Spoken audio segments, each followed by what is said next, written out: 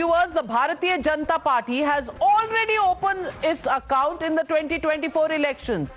First phase, abhi election हुए नहीं, पर one seat of the Lok Sabha is already in the kitty of the BJP. Its candidate Mukesh Dalal in Surat has been elected unopposed from the seat.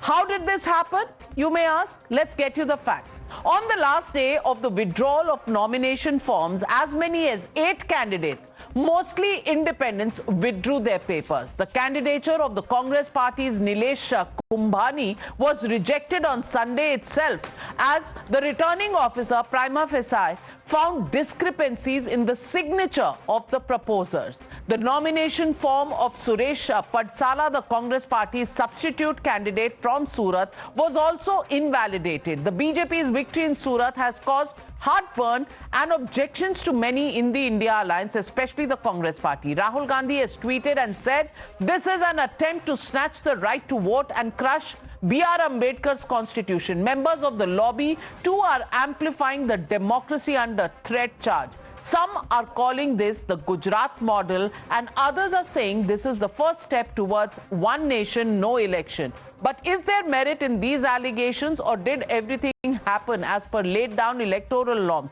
Let's hear from the BJP's first winning candidate of 2024 elections and then watch how the Congress party is crying foul over BJP Surat victory. हम लोग विकसित भारत के लिए मत मांग रहे थे। हम लोग नरेंद्र भाई मोदी साहब के काम पर मत मांग रहे थे। आज गुजरात में, सूरत में, देश में पहला कमल खिला है। मैं ये कमल आदरणीय प्रधानमंत्री और विश्व पुरुष श्री नरेंद्र भाई मोदी साहब के चरण कमलों में अर्पण करता हूँ। कांग्रेस का फॉर्म रिजेक्ट हुआ और बाकी जो उम्मीदवार थे, इन्होंने नरेंद्र भाई मोदी साहब के जो विकसित भारत की जो कल्पना है, इनको साथ देकर अपना फॉर्म विड्रॉ कर लिया। बस यही चीज़ है। 17 complaints I have enlarged upon and discussed in detail only 5 or 6 before the Chunav Ayog. We have therefore requested the Election Commission to postpone the elections in Surat and to redo the elections shortly, to send a clear message that you cannot take advantage of this kind of wrong, undue influence. You're watching the News Hour at 9. Debate number 2 on Times Now. Super Prime Time.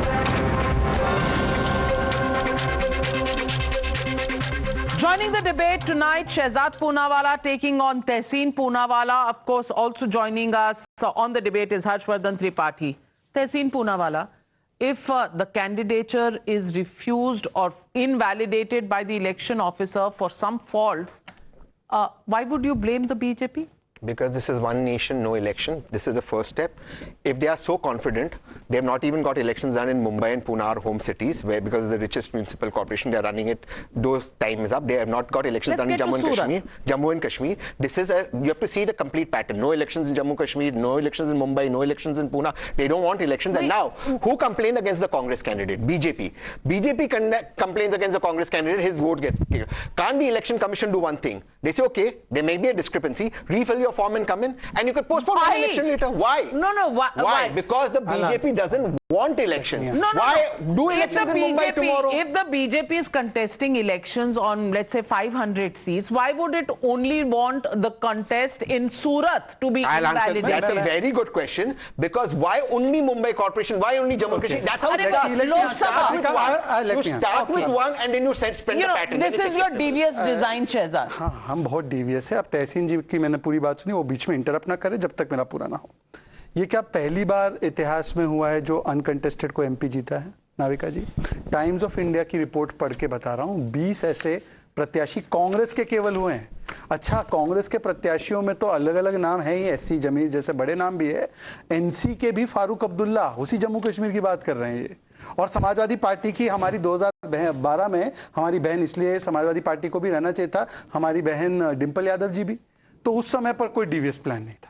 उस समय पर election commission जो कर रहा था वो बिल्कुल ठीक कर रहा था। ईवीएम में तेलंगाना में जीत जाते तो ईवीएम ठीक होता है, वरना ईवीएम गलत होता है। तहसीन की बात नहीं कर रहा हूँ, कांग्रेस के स्टैंड की बात कर रहा हूँ। मैं कांग्रेस से पूछना चाहता हूँ कि अभी तक हाईकोर्ट गए हैं क्या? अभी तक उनका प्रत्याशी हाईकोर्ट नहीं गया। अच्छा, जिस प्रत्याशी ने 3 नाम रखे थे वो 3 नाम के लोगों ने बताया कि हमारे सिग्नेचर पे एक है। ये कोई भाजपा कांग्रेस का लेना देना नहीं है। उनके जो लोग जो उन्होंने नॉमिनेशन के लिए दिए थे 3, उन्होंने कहा कि ये हमारी सिग्नेचर है ही नहीं। अब बताइए, आपने 3 चुने, आपने पहले कैंडिडेट और दूसरे कैंडिडेट के लिए वही 3 नाम दिए, उन्होंने बताया ये हमारे सिग्नेचर नहीं। जो फॉलोअर्ड प्रोटोकॉल है उसके आधार पर जैसे आपके 20 लोग अनइलेक्टेड चुने गए, उस हिसाब से आज एक चुना गया और अभी भी ये हाईकोर्ट जा सकते हैं। पर प्रॉब्लम वो नहीं है, प्रॉब्लम ये है कि अब तो अमेठी में क्या समस्या है कैंडिडेट डिक्लेयर करने का। वायनाड से आवाज आ रही है लेफ्ट की कि अमेठी से कैंडिडेट डिक्लेयर करो। भाई वो कौन सी डिक्टेटरशिप है। अब राहुल जी से देखे, तहसीन के अच्छे संबंध है प्रियंका जी से, राहुल जी से, बाकी सबके तो हो ना हो ये तो मिल लेते हैं पार्टी में। इनसे पूछिए राहुल गांधी क्यों नहीं लड़ रहे, 26 तारीख के बाद क्यों बता रहे हैं। बट हर्षवर्धन त्रिपाठी, मैं आपसे पूछना चाहती हूँ, तहसीन पूनावाला का सबसे बड़ा ऑब्जेक्शन है कि बीजेपी ने कंप्लेन किया। अरे भाई, जब कॉन्टेस्ट बीजेपी और कांग्रेस के बीच में है तो बीजेपी कंप्लेन करेगी, दूसरा प्रत्याशी क्यों कंप्लेन करेगा? सवाल नंबर 1। दूसरी बात, ये कहते हैं कि ये चाहते हैं कि भाई आगे से इलेक्शन कभी ना हो, 1 नेशन नो इलेक्शन। मैं सवाल पूछना चाहती हूं, अगर 500 सीटों में इलेक्शन हो रहा है तो इस एक सीट में ऐसी क्या खासियत है सूरत की कि यहीं पर कांग्रेस को गिराना है बीजेपी को और देश में कहीं नहीं गिरा सकते? ये आर्ग्यूमेंट कुछ समझ आता?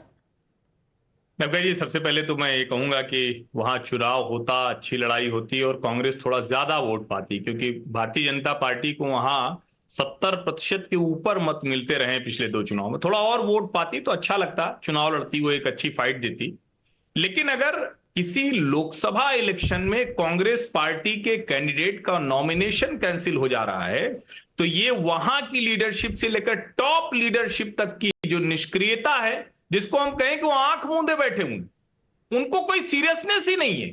आप सोचिए जरा, आप अगर कह रहे हैं कि 3 जो आपके प्रपोजर्स थे उनके सिग्नेचर वो फ्रॉड निकले, वो गलत निकले, तो इस पे तो केस बनना चाहिए। इस पे तो प्रत्याशी के खिलाफ जिसको प्रपोजल तक नहीं मिले, और ये पहली बार नहीं हो रहा है, ये अभी शहजाद ने बताया। लेकिन अभी के चुनाव की बात करें, डिंपल जी और सुषमा जी और दूसरे छोड़ दीजिए, अभी के चुनाव में अरुणाचल प्रदेश में 10 विधायक वो भारतीय जनता पार्टी के अनअपोज्ड हो गए। क्या कर रही है कांग्रेस पार्टी और विपक्षी पार्टियां? लोकतंत्र टीवी की डिबेट से नहीं चलता है, लोकतंत्र चलता है जमीन पर लड़ने से। हम लोग तो चर्चा तब भी कर रहे थे, अभी भी करेंगे। बिल्कुल सही कहा। ट्विटर पे ये कहना कि democracy is in danger, is this the solution, और should the Congress party be actually concentrating and taking it more seriously that their candidates, and in this case not 1 but 2 candidates have had their candidature rejected. Boss, वो लड़ना नहीं चाहते, जानकर अपना candidature reject करवा रहे हैं। एक हो जाए तो समझ में आता है, पर 2 के 2 रिजेक्ट हो जाए तो भैया, are you failing the test on your own? That's the question the Congress needs to answer. But for BJP, well, 1 out of 543 already before the second phase of election actually happens. What do you say to that? Well, that's all we have on the News Hour tonight. Thank you very much to my panelists and thank you viewers for joining me. Be safe. Good night.